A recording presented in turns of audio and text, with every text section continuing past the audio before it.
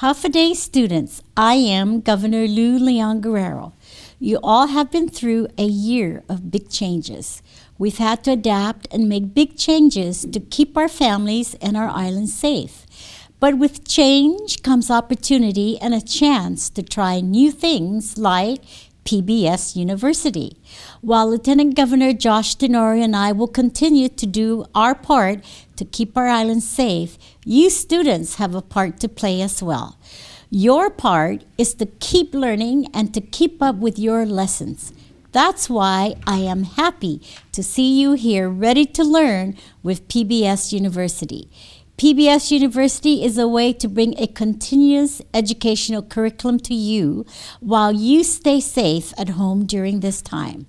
To help you keep up with your studies, we asked our friends at PBS Guam and the Guam Department of Education to put together this episode. Thank you for doing your part and have a great lesson. PBS University is a program by PBS Guam and the Guam Department of Education in conjunction with public school teachers. These lessons are created to provide both parents and students with a unique educational experience while helping students to continue learning at home.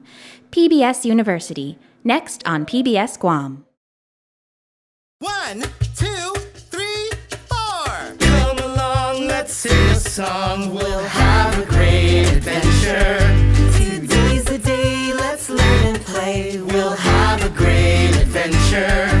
Numbers, letters, science things, all that we can do. Help you deal with how you feel. Share with us too. It's super cool and just like school, our awesome learning adventures. So grab a friend, the fun will end. Our awesome learning adventures. Awesome learning adventures with PBS University.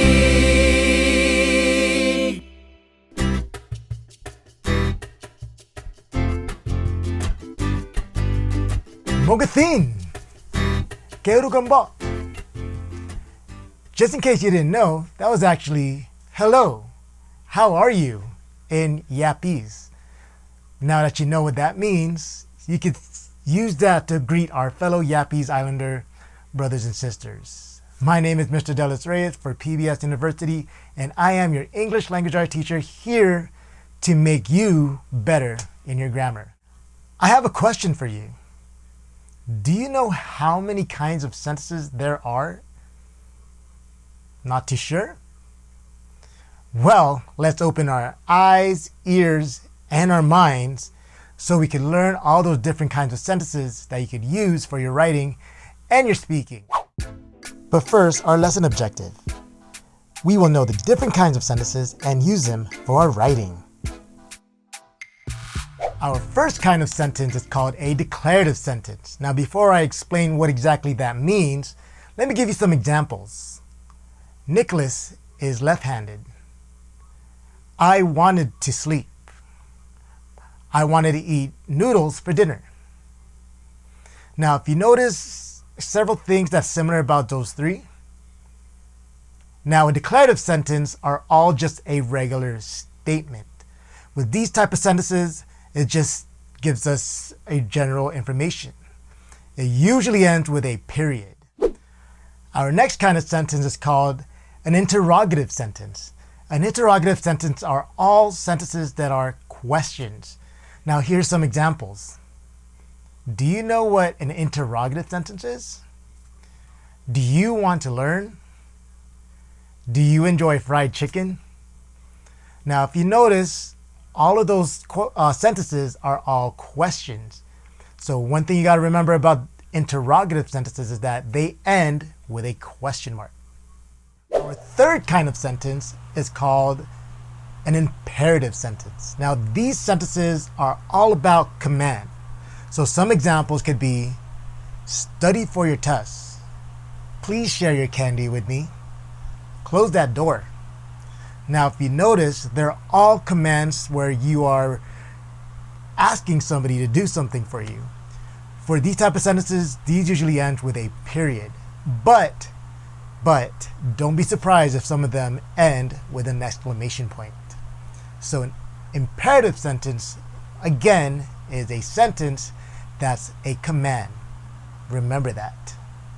That was an imperative sentence, by the way.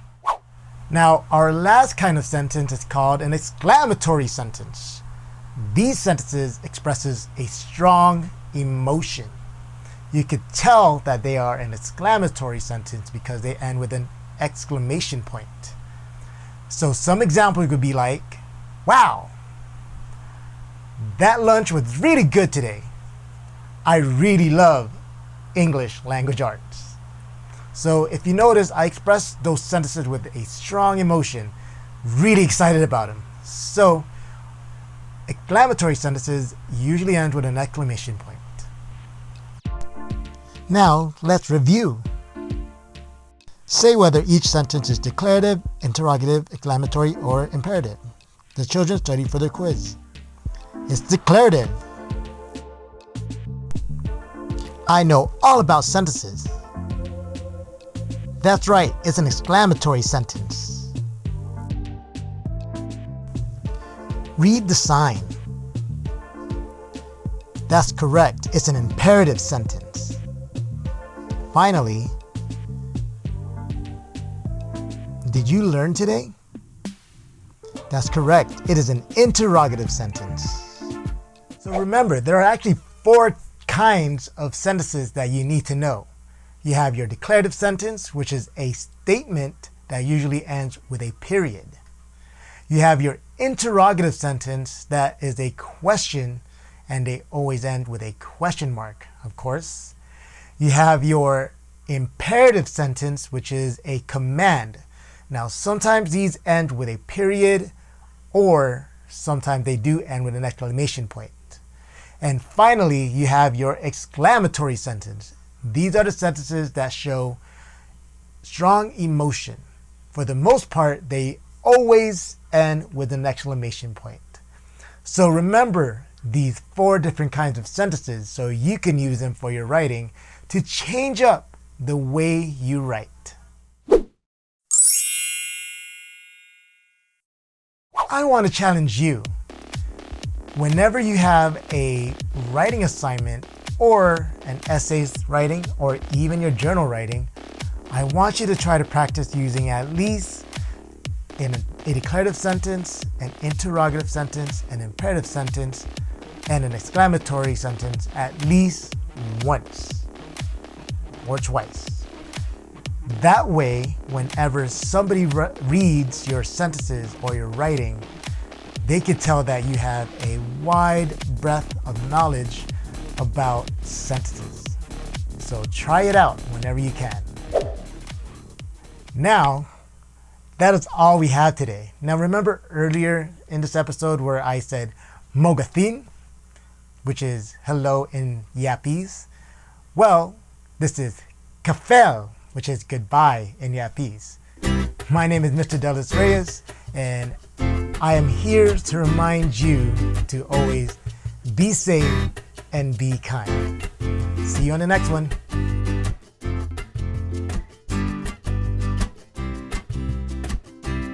Mogathin, my friends. That means hello in the Yapese language. I'm Miss Bermudez, and we're here today at PBS University for your middle school math moment. Today's topic is one I really love to talk about. I say that about every math topic, but today is really one of my favorites. This topic has to do with sports. It has to do with art and science and nature, and that topic is proportions.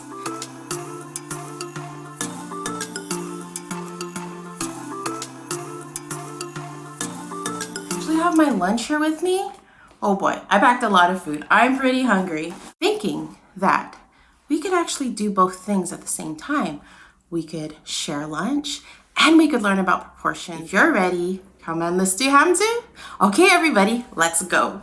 I brought my lunch to the kitchen and maybe we like to have some of the same things. So I have here a pizza. I have soda and water, a snack-sized bag of chips, and I have a banana, a sandwich, and a little piece of chocolate for dessert. we know that the banana is a fruit and that it's pretty healthy. And if you look at the pizza, well, it's got cheese and tomatoes, and that's supposed to be good for us, but yet we hear that it's not as healthy as a banana. One way to compare the nutrition in foods is calories. Calories are a way of measuring energy, and food and drinks give us energy because they have calories. We use calories all day, every day, so they're not a bad thing. We need them to do our daily activities. Burning calories when we run, when we play, eat, and even when we sleep. Now it's important to just make sure you're taking in the right amount. So how do we know how many calories to consume? Let's go look at some of the foods that we eat. For example, an egg. An egg has about 78 calories in it. An apple, on the other hand, has 95 calories. Now, if you're looking at a sandwich, you have to consider the bread, the meat, the cheese, and when you add it up all together, it comes up to about 250 calories for a simple sandwich, whereas an average fast food meal of a soda, a burger, and some fries, that is a yummy, whopping 1,000 calories.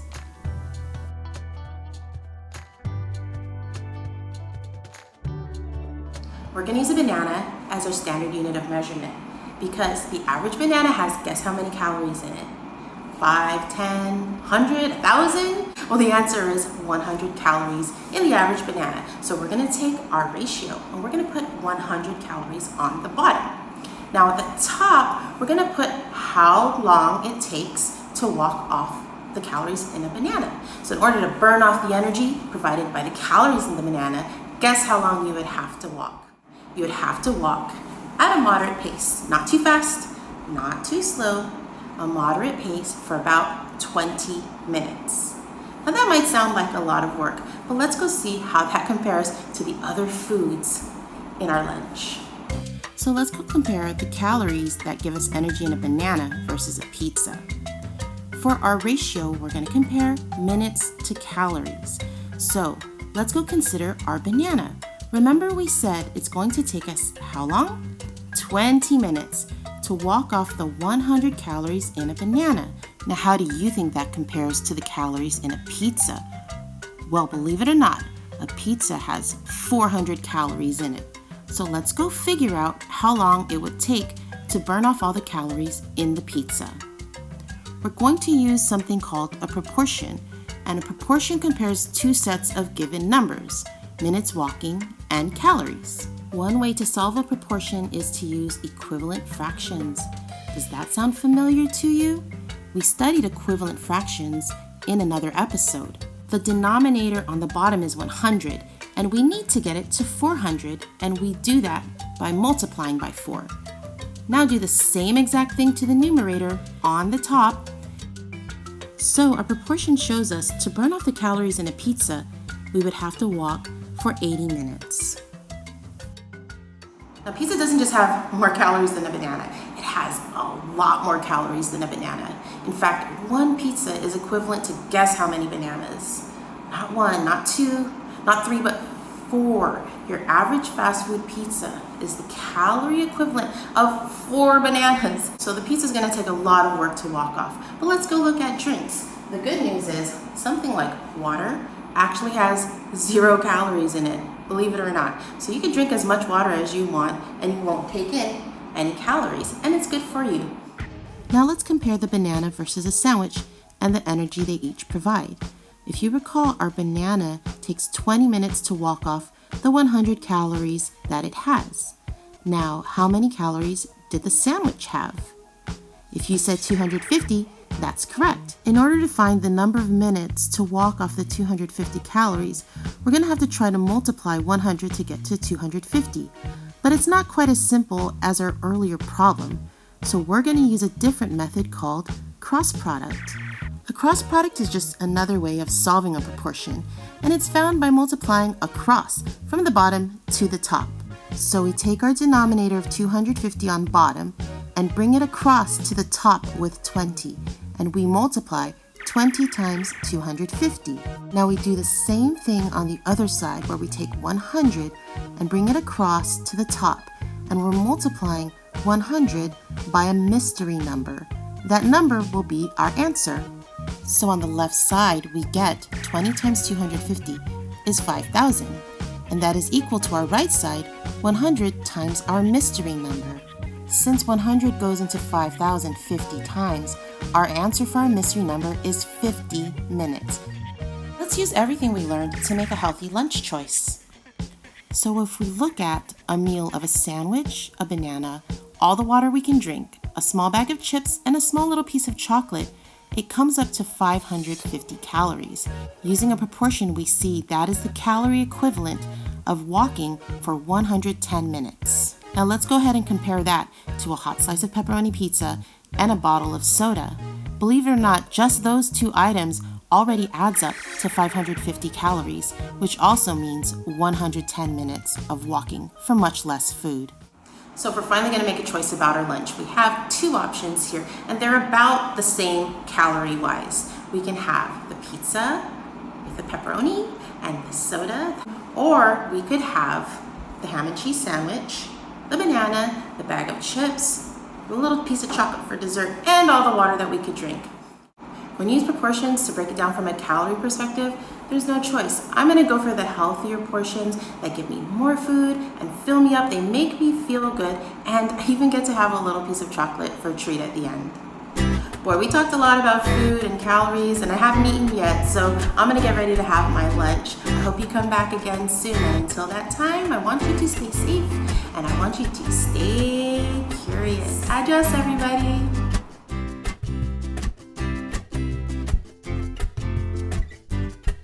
Mogatin, that means hello in Yapese.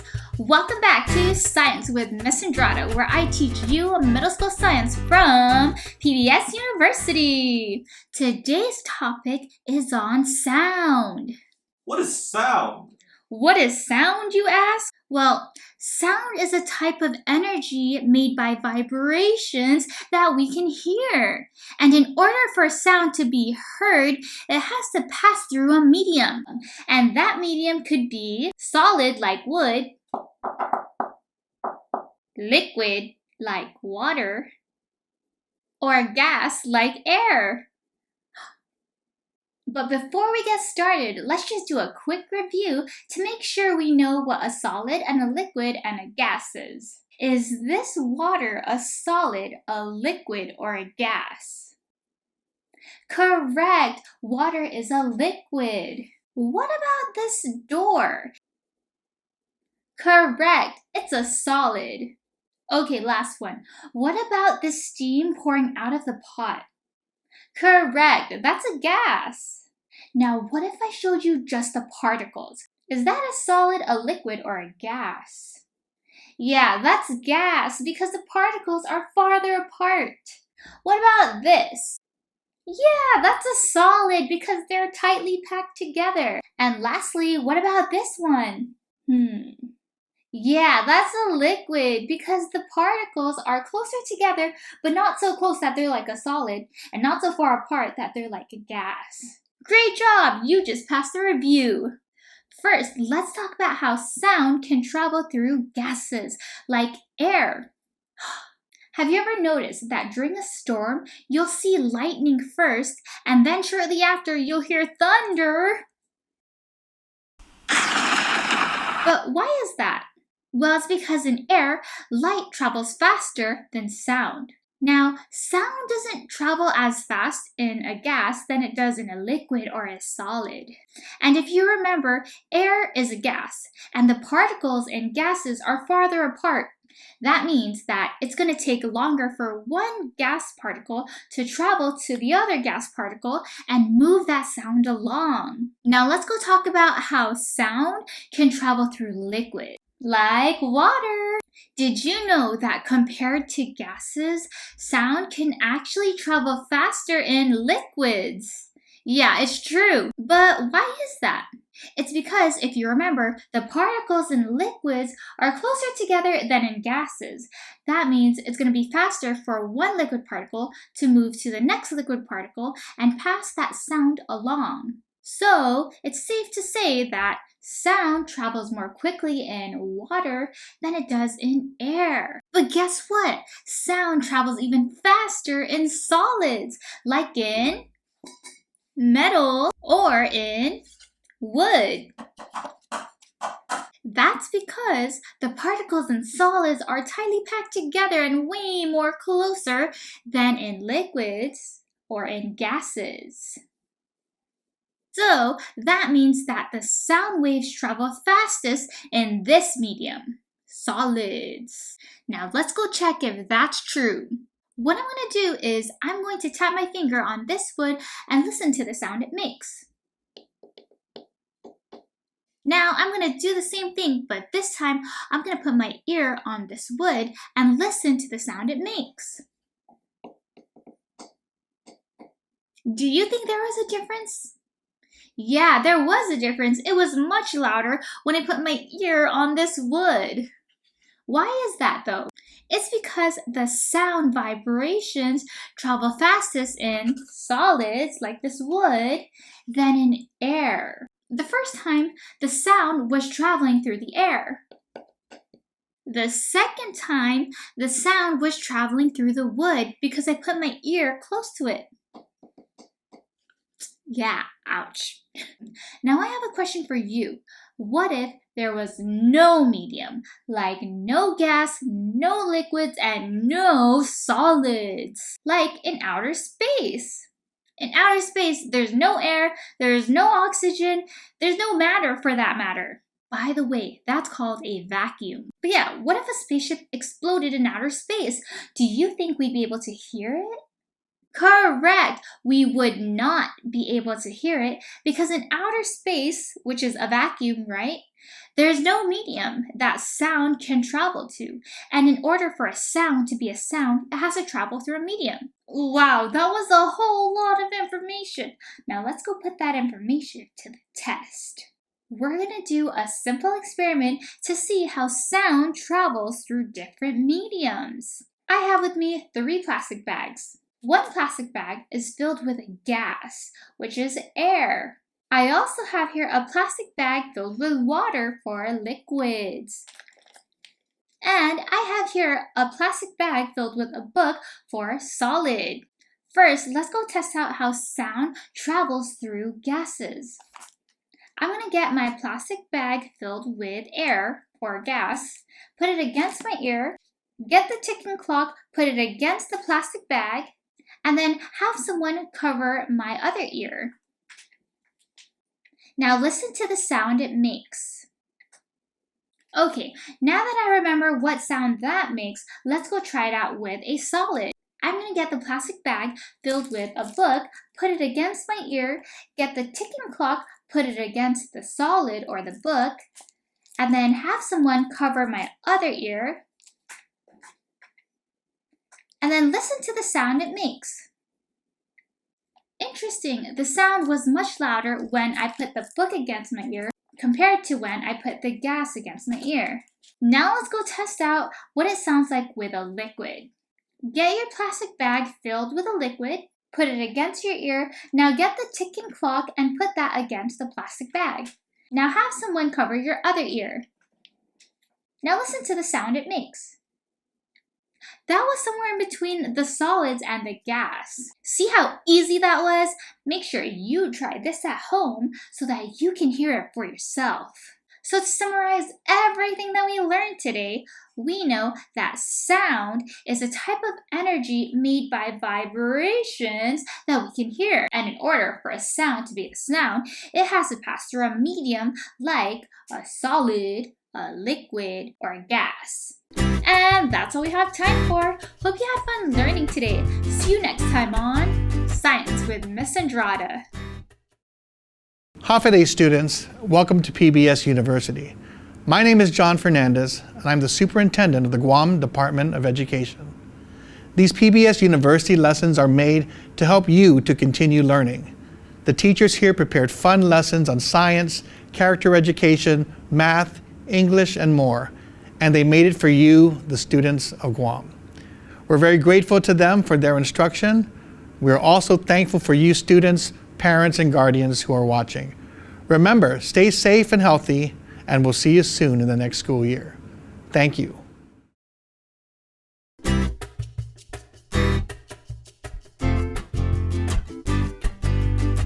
Hey kids, Rananem. Welcome back to PBS University. I'm Mr. Shipman. I'm your host for middle school social studies today.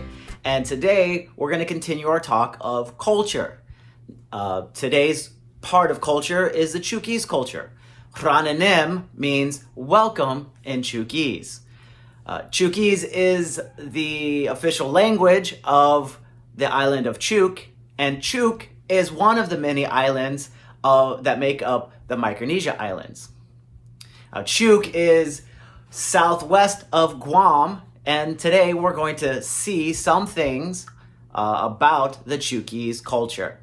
Remember, language is one of them, so we're going to try to use some of that language, but there are other things included, such as traditional skills, food, song, and dance. So come on, let's see what we got. Rananem. I'm here with Grace. Hi, my name is Grace Oneko, and today we will be cooking breadfruit, which is called kon. It's one of our traditional food in Chuuk. All right, so let's get going. All right. So the process of making the breadfruit, which is kon, you firstly peel it, and then you cut it into half, and you try to take out the seeds inside, and then you cut it into, however you want to cut it. Then you boil the water, and then you wait for about 30 to 45 minutes. And once that's finished, you set out the materials for the pounding process. This right here is called nif. It's made out of the trunk of the lemai tree, the breadfruit tree. And over there we have the po. It's called po, which we use it to pound the breadfruit. That one is made out of coral reef. So once that's set up, start the pounding until it's softened. And once you have a feel of that it's good, there's no roughness. So once you're done pounding, you can eat it with coconut milk or eat it with fish, however, with whatever you want to eat it with. So when you do prepare to make the breadfruit, the process of doing the breadfruit, it's more of like a family effort. The men climb the breadfruit tree, and the kids will help the mothers collect the woods for the fire, and everybody, the whole family comes together and help each other out in the process. So the breadfruit is actually very significant because we use the trunk to make canoes, or we also use it to make the nif, which is the platform to use to pound the breadfruit. And with the leaves, we use that to, use it for plates. And the fruit itself, that's what we use it as our starch. And that's why, the breadfruit is very significant in our culture. All right, you passed to be a Chuukese. Yes. Yeah. Okay, see? Almost, oh my gosh, look at it. This is good. Yeah. Almost. All right.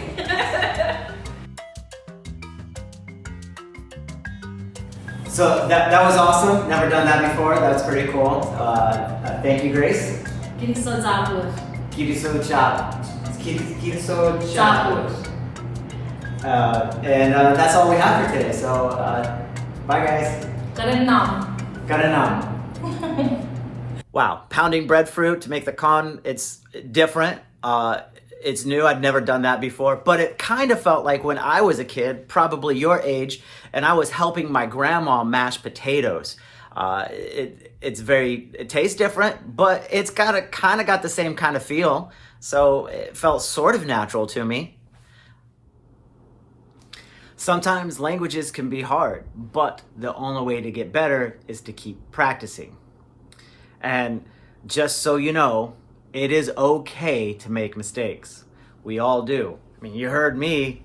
That was rough, but I'm trying, right? I want to be better at it. So I'm attempting, I'm trying, and just like the next couple of words, I'm trying. So be patient, be forgiving, because it might not sound exactly correct.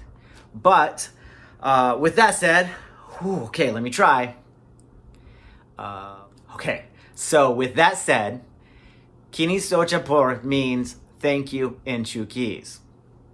Okay, not perfect, but it's close. It's almost there. It's my accent. It's throwing it off. So anyway, Kini Sochapur for watching. Not bad. All right, not bad. And as always, what are you doing to keep your culture alive? Learn the language, cook some food, practice some traditional skill, and keep your culture alive. Promote your culture. All right, Konanom means goodbye in Chuukese. So Konanom, I will see you guys next time.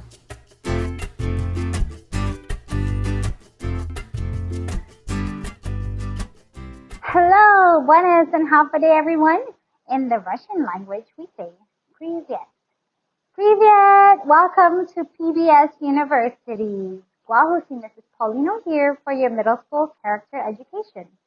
From the previous and in the next episode, we will continue to explore the 6 personal attributes that help build a good character and eventually lead to a healthy social emotional life. In our lesson, we will use these Latin stones, the Achalate, to represent the essential virtues to help build strong character. But before we continue, why don't we zoom around the room and find at least one item that is made or shaped into a Latin stone, or anything that looks like one. Look around your house. Look around your room. Are you ready? You have 5 seconds to grab it and show it to us. Ready? And zoom around the room and find a lattice stone. Here we go. 5, 4. Hey, so what did you find? That's great. Well, look what I found. Here I have my candle warmer. And here's one that's been shaped into a lattice stone. It's a beautiful trophy, a glass trophy. And what everyone has at home, I think, will be, isn't it shaped like a lattice stone? Your soy sauce bottle. And, there's one more thing. Oh my goodness. And here's what I found. This cute little lattice stone. I just remembered my daughter made this for her tomorrow class. And this is made just using another rock to form and carve and shape it into the lattice stone of your design. Isn't that cute?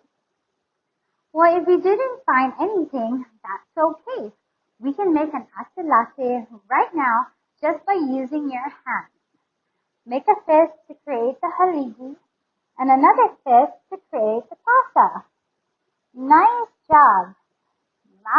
Now we're ready to review the 6 Latin stones of character. Let's review and say it with me. Achalate Anokudun. Anokudun. Trustworthiness. Achalate Respetu. Respetu is respect. Achalate Responsibilidad. Responsibilidad is responsibility. Achalate Justicia. Justicia is fairness. Achalate Inadahin. Inadahin is caring. Achalate Maulik Katura. Maulik Katura is citizenship. In the previous week, we learned about the 4 Latin stones of character. And today we're going to examine the Achalate Inadahin, which means caring. so that you and I can show others we care. So what is caring? Caring is displaying kindness and concern for others, the work or practice of looking after those unable to care for themselves, especially sick and elderly people. Words that relate to caring are attentive, compassionate, considerate, cordial, humane, sympathetic, tender-hearted, thoughtful, charitable, hospitable, and loving. So how does caring look? Caring for your family. You can show how you care by not just saying, but by doing. Helping one another with your chores, showing affection with a big hug, saying I love you and thank you, helping them feel better when they are ill.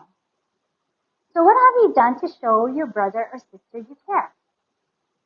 Nice. Sharing a special treat and asking how was your day and just listening to what they say are just simple ways you can show you care even if you don't always get along. Caring for your pet. Your pet is a big part of your family's life too and needs your tending, loving care as well. What kind of pet do you have? I have 3 fine dogs. So what do you do to care for your pet? Good. Feed and give water regularly, pet and play with them, train and show them tricks, give your pet some freedom, and take your pet out for a walk outside or to the beach. It's a great therapy for you too. Caring for the environment. Just look around and observe the beauty of our island. What are some ways that we can do to keep Guam clean and beautiful? That's right. Make sure trash is secured and goes to the right place because it's very likely that they end up in our precious waters, polluting or hurting other animals. Do not litter or leave your trash. Go green, reduce, reuse, and recycle. And volunteer in many environmental efforts around the island. Caring for others. Is it possible to care for others you don't even know? Of course. What have you done to show others you care? That's really nice. Showing hospitality, taking pictures of our visiting tourists, offering a drink, especially on hot days, opening doors for others, little things that you can do to make others just smile. Well, here's a gentleman who offered us this fresh coconut while we were touring the Yamatic Bridge in the midday. What a kind and caring gesture, and nothing like our island hospitality. Now let's go back in time and imagine how the ancient Chamorro inhabitants cared for their people. Around the Project Cave areas, you will find evidences of their productive livelihood and ruins of the lattice stones where they thrived. And the ancient Gotmil village found in Tuman, series of houses were built on these lattice stones. Remnants of pottery, fishing hooks, tools, and ornaments may be found. They were built to provide shelter for their families, cooler homes, and protection from pests. They were also used to house their canoe and bury remains of loved ones.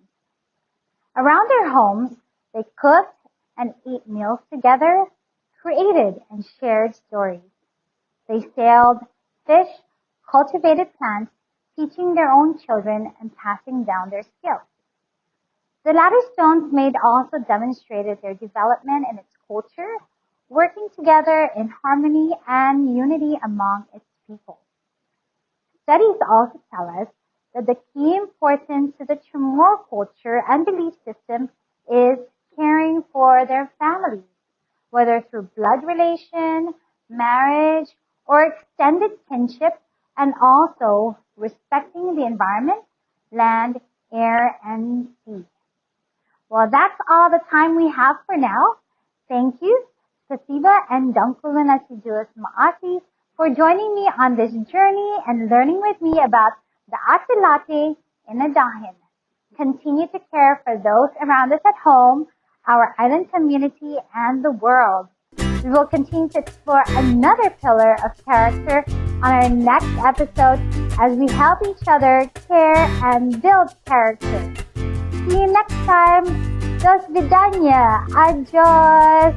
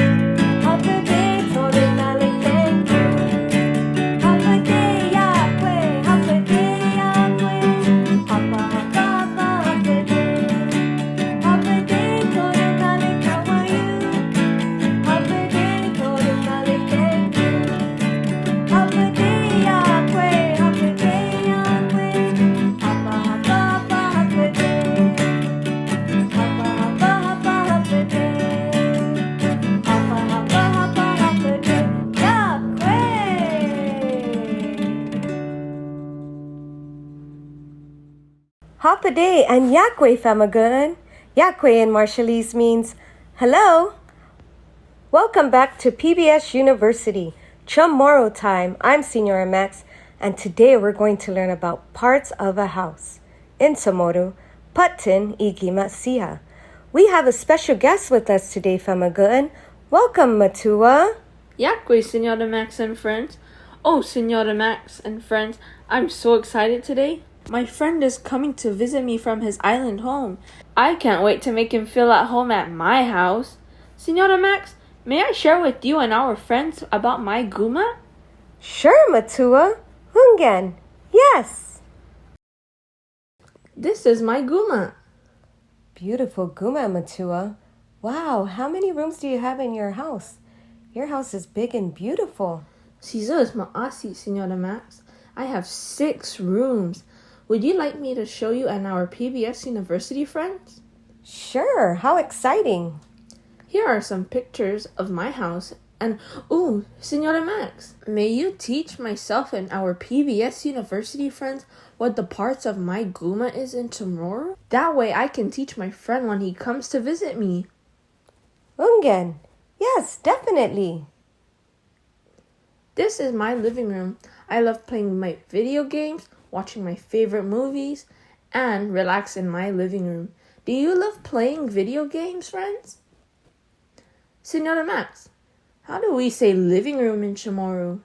Well, Famagun, living room in Chamorro is sala. Sala. Living room. Your turn. Say it with me 3 times. Sala, sala, sala. Maulik, great job. Here is my restroom. Every day I wake up and go to the restroom to brush my teeth, comb my hair, and shower to get ready for the day. Senora Max, how do we say restroom in Chamorro? Do you know, friends? Restroom in Chamorro means kemun. Kemun. Restroom. Your turn, Famagun. Say it with me. Kemun. Kemun. Great job, friends. Now I want to show you my bedroom. I do my homework, do a lot of thinking, talk to my friends, and sleep in here. Where do you do your homework, friends? Senora Max, how do we say bedroom in Chamorro? Friends, do you know what bedroom in Chamorro is? Bedroom in Chamorro means apusentu. Apusentu. Bedroom. Your turn, everyone. Sound it out with us. Apusentu. Now say it fast. Apusentu. Yes, yes. Maulik, Famagun. Senora Max, do you smell that? I smell something sweet. I know where that's coming from. This is my kitchen. I love when I get to help prepare for dinner for my family and do lots of baking. PBS friends, do you love cooking or baking? Senora Max, how do we say kitchen in Chamorro? Well, Matua and Famagun, kitchen in Chamorro is kusina. Kusina, kitchen. Your turn. Let's say it together, friends. Kusina. Kusina. Kusina. Maulid, great job, Famagun. All this is making me hungry for some homemade cookies. One day I will definitely cook for you, Senora Max. Si tu es maasimatua, thank you. I look forward to it. Senora Max and friends, all of this is making me hungry, which takes me to my dining room. Here is where I sit with my family to have breakfast, lunch, and dinner. My favorite food is spaghetti. What's your favorite food, PBS friends? Senora Max, how do we say dining room in Chamorro? In Chamorro, dining room is called Fano Tuzan. Fano Tuzan, dining room. Ooh, okay, friends. Let's sound this out together. Fano Tuzan. Fano Tuzan. Awesome job, friends. Enjoy your meal with your family at the table. Lastly, one of my favorite parts of my house is my garage. Senora Max, how do we say garage in Chamorro? Sa gan ka re ta. Sa gan ka re ta. Sagan kareta, garage. Let's say it together, PBS friends. Sagan kareta. Sagan kareta. Sagan kareta. Awesome job, PBS friends. Now I can teach my friend everything we have learned today in Chamorro. Thank you, Senora Max and PBS University friends. You're welcome, Atua. That's right, Famagun. Don't forget our Patinigi Masia. Sala, which is living room. Apusentu, bedroom. Kemun, restroom. Kusina, kitchen. Fanotsuzen, dining. And Sagan Kareta. Si Dios maasi, Famagun, for joining us. Adios. Adios. Fast, fun facts. Fast, fun facts. With Mr. Ernest Ochoco.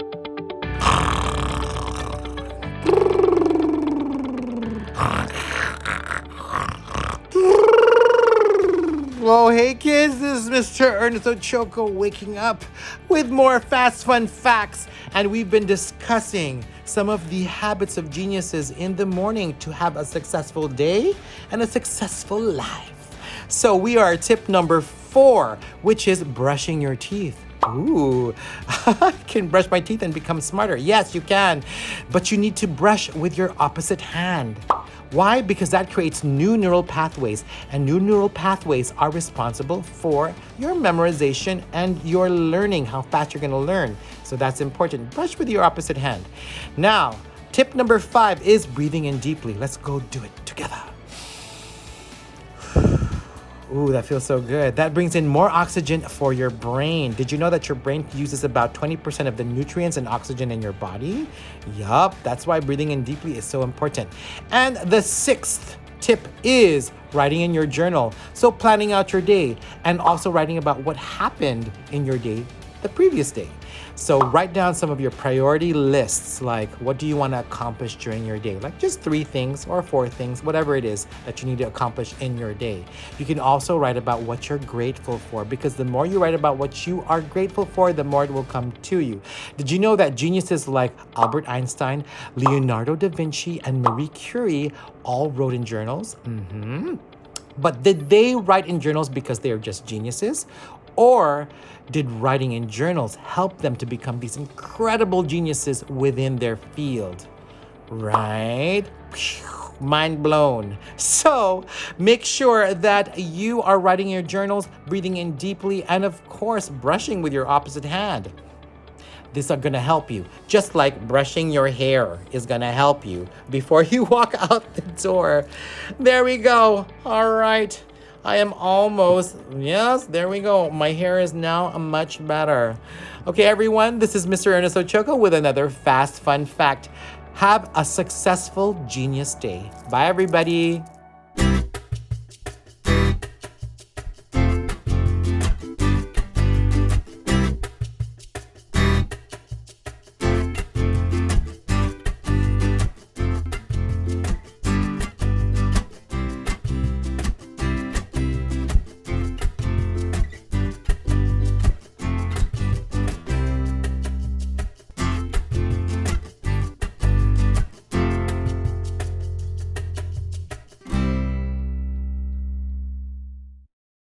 Hafa students, I'm Lieutenant Governor Josh Tenorio.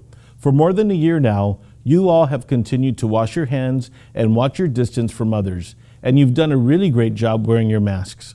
We know your parents and guardians have helped you to make these changes to keep yourself and your community safe. As Governor Leon Guerrero said, we are happy you are here. We want you to continue to learn and sharpen your skills with the help of PBS University. This program is the result of a collaborative effort. We couldn't do it alone. I'd like to thank the teachers and support staff of the Guam Department of Education and PBS Guam for their work and their commitment to our students. I'd also like to thank you students for participating at home. To your parents, I'd like to thank you for taking an active role in your child's education. We are all eager to return to a time when all of us can share and study together in person. Until then, we hope you learned something new from this PBS University instruction.